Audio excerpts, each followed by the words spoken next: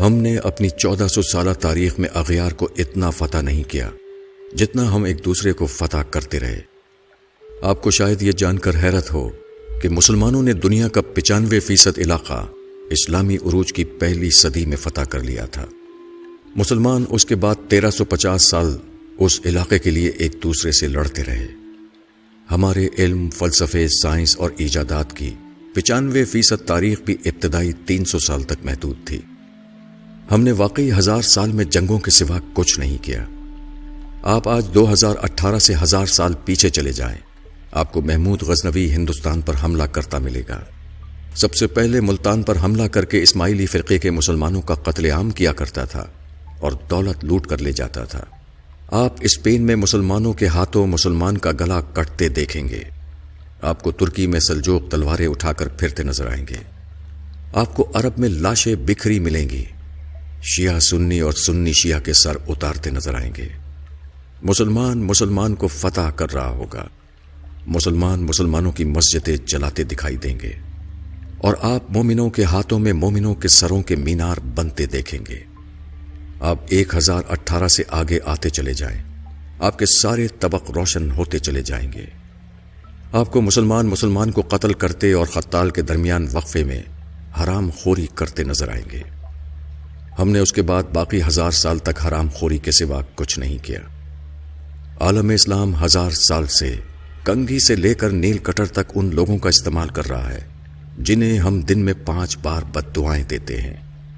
آپ کمال دیکھیے، ہم مسجدوں میں یہودیوں کے پنکھے اور اے سی لگا کر، عیسائیوں کی ٹوٹیوں سے وضو کر کے، کافروں کے ساؤنڈ سسٹم پر اذان دے کر اور لا دینوں یعنی چائنا کی جائے نمازوں پر سجدے کر کے ساری دنیا کے لادینوں کی بربادی کے لیے بد دعائیں کرتے ہیں۔ ہم ادویات بھی یہودیوں کی کھاتے ہیں، بارود بھی کافروں کا استعمال کرتے ہیں، اور پوری دنیا میں اسلام کے غلبے کے خواب بھی دیکھتے ہیں۔ آپ کو شاید یہ جان کر حیرت ہوگی کہ ہم خود کو دنیا کی بہادر ترین قوم سمجھتے ہیں، لیکن ہم نے پچھلے 500 برسوں میں کافروں کے خلاف کوئی بڑی جنگ نہیں جیتی۔ ہم 5 صدیوں سے مار اور صرف مار کھا رہے ہیں۔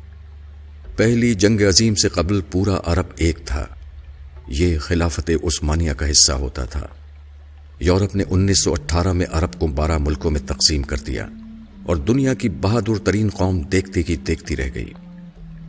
ہم اگر جنگجو تھے، ہمارا اگر لڑنے کا 1400 سال کا تجربہ تھا، تو ہم کم از کم لڑائی ہی میں پرفیکٹ ہو جاتے، اور کم از کم دنیا کے ہر ہتھیار پر میڈ بائی مسلم کی مہر ہی لگ جاتی، اور ہم اگر دنیا کی بہادر ترین فوج ہی تیار کر لیتے تو ہم آج مار نہ کھا رہے ہوتے۔ آج کم از کم عراق، لیبیا، مصر، افغانستان اور شام انسانی المیہ نہ بن رہے ہوتے۔ آپ اسلامی دنیا کی بدقسمتی ملاحظہ کیجیے۔ ہم لوگ آج یورپی بندوقوں، ٹینکوں، توپوں، گولوں، گولیوں اور امریکی جنگی جہازوں کے بغیر، ان کی وار ٹیکنالوجیز کی مدد کے بغیر خانہ کعبہ کی حفاظت بھی نہیں کر سکتے۔ ہماری تعلیم کا حال یہ ہے کہ دنیا کی 100 بڑی یونیورسٹیوں کی فہرست میں اسلامی دنیا کی ایک بھی یونیورسٹی نہیں آتی۔ ساری اسلامی دنیا مل کر جتنی ریسرچ پیپر تیار کرتی ہے، وہ امریکہ کے ایک شہر بوسٹن میں ہونے والی ریسرچ کا نصف بنتا ہے۔ پوری اسلامی دنیا کے حکمران علاج کے لیے یورپ اور امریکہ جاتے ہیں۔ یہ اپنی زندگی کا آخری حصہ یورپ، امریکہ، کینیڈا اور نیوزی لینڈ میں گزارنا چاہتے ہیں۔ دنیا کی 90% تاریخ اسلامی ملکوں میں ہے، لیکن اسلامی دنیا کے 90% خوشحال لوگ سیاحت کے لیے مغربی ملکوں میں جاتے ہیں۔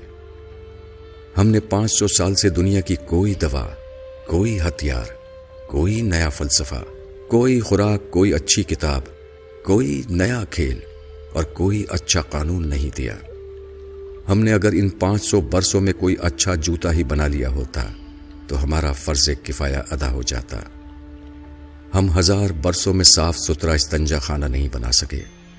ہم نے موزے اور سلیپر اور گرمیوں میں ٹھنڈا اور سردیوں میں گرم لباس تک نہیں بنایا۔ ہم نے اگر قرآن مجید کی اشاعت کے لیے کاغذ پرنٹنگ مشین اور سیاہی ہی بنا لی ہوتی تو ہماری عزت رہ جاتی، مگر یہ بھی ہمارے علماء کی فکری ارتقاء میں بسنے والے کافروں نے ہی بنائی ہے۔ ہم تو خانہ کعبہ کے غلاف کے لیے کپڑا بھی اٹلی سے تیار کراتے ہیں۔ ہم تو حرمین شریفین کے لیے ساؤنڈ سسٹم بھی یہودی کمپنیوں سے خریدتے ہیں۔ ہمارے لیے آب زمزم بھی کافر کمپنیاں نکالتی ہیں۔ ہماری تسبیحات اور جائے نمازیں بھی چین یعنی ایک لادین ملک سے آتی ہیں، اور ہمارے احرام اور کفن بھی جرمن مشینوں پر تیار ہوتے ہیں۔ ہم مانیں یا نہ مانیں، لیکن یہ حقیقت ہے کہ دنیا کے 1.5 ارب مسلمان صارف سے زیادہ اہمیت نہیں رکھتے۔ یورپ زندگی کی نعمتیں ایجاد کرتا ہے، بناتا ہے، اسلامی دنیا تک پہنچاتا ہے، اور ہم استعمال کرتے ہیں، اور اس کے بعد بنانے والوں اور ایجاد کرنے والوں کو آنکھیں نکالتے ہیں اور ان پر لاکھوں مرتبہ لعنت و ملامت بھیج کر سر فخر سے بلند کرتے ہیں۔ آپ یقین کیجئے، جس سال آسٹریلیا اور نیوزی لینڈ نے سعودی عرب کو بھیڑیں دینے سے انکار کر دیا، اس سال مسلمان حج پر قربانی نہیں کر سکیں گے۔ اور جس دن یورپ اور امریکہ نے اسلامی دنیا کو گاڑیاں، جہاز اور کمپیوٹر بیچنا بند کر دیے، ہم اس دن گھروں میں محبوس ہو کر رہ جائیں گے۔ ہم شہر میں نہیں نکل سکیں گے۔ یہ ہم ہیں اور یہ ہماری اوقات۔ لیکن آپ کسی دن اپنے دعوے سن لیں، آپ ان نوجوانوں کے نعرے سن لیں جو میٹرک کا امتحان پاس نہیں کر سکے، جنہیں پیج تک لگانا نہیں آتا، مگر جس دن ان کے بوڑھے والد کی دہاڑی نہ لگے، اس دن ان کے گھر چولہا نہیں جلتا۔ آپ ان کے نعرے، ان کے دعوے سن لیجئے۔ یہ لوگ پوری دنیا میں اسلام کا جھنڈا لہرانا چاہتے ہیں، یہ اغیار کو نیست و نابود کرنا چاہتے ہیں۔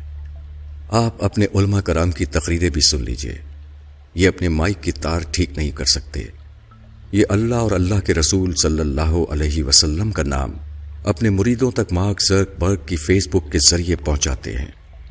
یہ لوگوں کو تھوکنے کی تمیز تک نہیں سکھا سکے۔